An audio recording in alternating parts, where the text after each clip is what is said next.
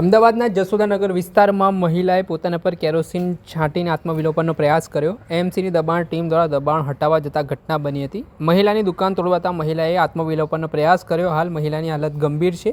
મહિલાના પતિ અને બાળકને પણ ઈજા પહોંચી છે। સમગ્ર પરિવારને એલજી હોસ્પિટલ ખાતે દાખલ કરવામાં આવ્યા છે। સ્થાનિકોમાં રોષ ભરાતા એએમસીની ટીમ પર પથ્થરમારો કર્યો હતો। સ્થાનિક લોકોએ સમગ્ર માર્કેટ બંધ કર્યું અને પોલીસ સ્ટેશન પહોંચ્યા। જશોદાનગરના પુનિતનગર ફાટક પાસેના સમગ્ર દુકાનને સજ્જડ બંધ કરીને એએમસીએ વિરોધ નોંધાવ્યો। ત્યારે મામલે શું કહી રહ્યા છે એસીપી જે ડિવિઝન પ્રદીપસિંહ જાડેજા તે સાંભળી લો। તમારા વિસ્તારમાં એમસીની ટીમ દબાણ કરવા આવી અને એ સમય દરમિયાન આત્મદાહનો પ્રયાસની ઘટના પોલીસ કાર્યવાહી આગળ અમદાવાદ મ્યુનિસિપલ કોર્પોરેશનની દબાણ હટાવવાની શાખા દ્વારા આજરોજ Vatva GIDC Punitnagar Bombay conductor road ઉપર આવેલી દુકાનોમાં ડિમોલેશન માટે આવેલ હતી। જે ડિમોલેશન દરમિયાન એક નર્મદાબેન રમેશભાઈ કુમાવત નામની 37 વર્ષીય મહિલાએ કેરોસીન છાંટી અને આત્મહત્યાનો પ્રયાસ કરેલ છે, જેને એલજી હોસ્પિટલમાં દાખલ કરવામાં આવેલ છે। હાલમાં એની સારવાર ચાલુ છે। આ બાબતે જાણવાજોગ એન્ટ્રી કરી અને આગળની તપાસ ચાલુ કરવામાં આવેલ છે। આ દરમિયાન વેપારીઓ એકત્રિત થઈ જતા અમદાવાદ મ્યુનિસિપલ કોર્પોરેશનની ટીમના જે વાહનો છે એમાં પથ્થરમારો કરી અને તોડફોડ કરવામાં આવેલ છે, જે બાબતે પણ કાયદેસર કાર્યવાહી કરવાનું ચાલુ છે। સાહેબ, જે ટીમ આવી એને પોલીસ પ્રોટેક્શન માંગ્યું હતું દબાણના સમયે જે કામગીરી કરવાની હોય છે એ માટે અમદાવાદ મ્યુનિસિપલ કોર્પોરેશનની ટીમ દ્વારા ગઈકાલે લેટર આપવામાં આવેલ હતો।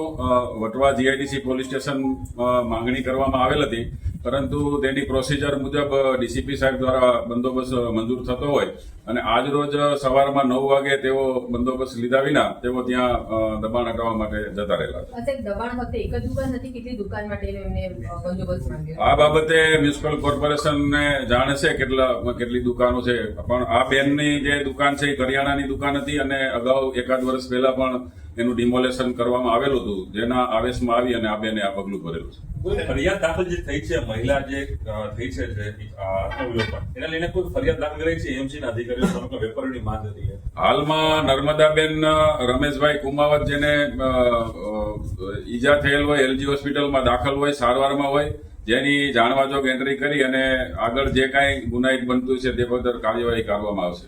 સીસીટીવી કેવું કોઈ ચકાસી લીધું? હાલમાં જે પ્રાથમિક જાણવા મુજબ જે આજુબાજુના સીસીટીવી છે એની તપાસ વટવા જીઆઈડીસી પોલીસ દ્વારા હાથ ધરવામાં આવે છે। નર્મદાબેન સાથે બીજા કેટલા લોકો દાઝ્યા? હાલમાં એવી પ્રાથમિક માહિતી છે કે 3-4 જણા નર્મદાબેનને બચાવવા જતા દાઝેલા છે, જે પણ હાલમાં સારવારમાં એલજી હોસ્પિટલમાં છે, જેની વધુ તપાસ હાથ ધરવામાં આવશે। સાહેબ, જવાબદારી બનશે તો એએમસી અધિકારીઓ સામે પોલીસ ફરિયાદ પોલીસ વિભાગ કરશે ખરી?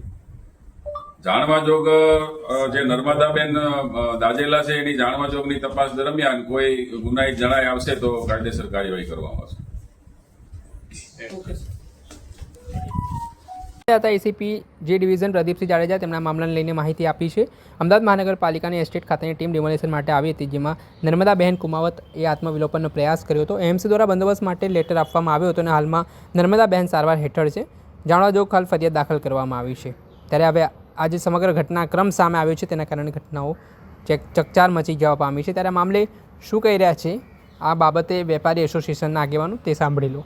બહુ દિલગીરની વાત છે। આજે જે બનાવ બન્યો છે અમારા વેપારી સાથે, ખરેખર એને જશોદાનગર વેપારી એસોસિએશન વખોડી કાઢી રહ્યું છે અને અમારી એવી અપીલ છે કે જ્યાં સુધી અમારી આ બેન દીકરીને ન્યાય ના મળે ત્યાં સુધી અમારું જે આંદોલન છે આજથી ચાલુ કર્યું છે એ આંદોલન અમે પૂરું કરીશું અને જ્યાં સુધી અવિરત જ્યાં સુધી ન્યાય નહીં મળે ત્યાં સુધી અમે આને ચાલુ રાખીશું।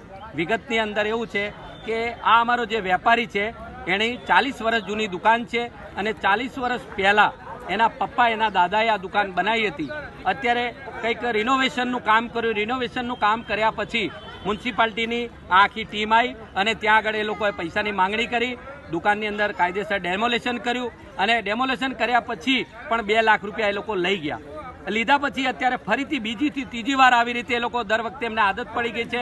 મ્યુનિસિપાલિટીના અધિકારીઓ એ લોકો બસ ફક્ત ને ફક્ત માંગણી કરે છે પૈસાની, અને એ પૈસાની માંગણી કરવા પછી ફક્ત ને ફક્ત મારા વેપારીએ અરજ કરી કે અમને 2 કલાકનો સમય આપો અને અમે લોકો અમારું સામાન કાઢી લઈએ। એ લોકોએ જરા પણ સમય ના આપ્યો। એ લોકો જોડે ગુંડાગીરી કરી, મારામારી કરી અને એ બેનને, એ દીકરીને એટલી હદે જવું પડ્યું કે પોતાનો કોઈ ના હોય એ રીતે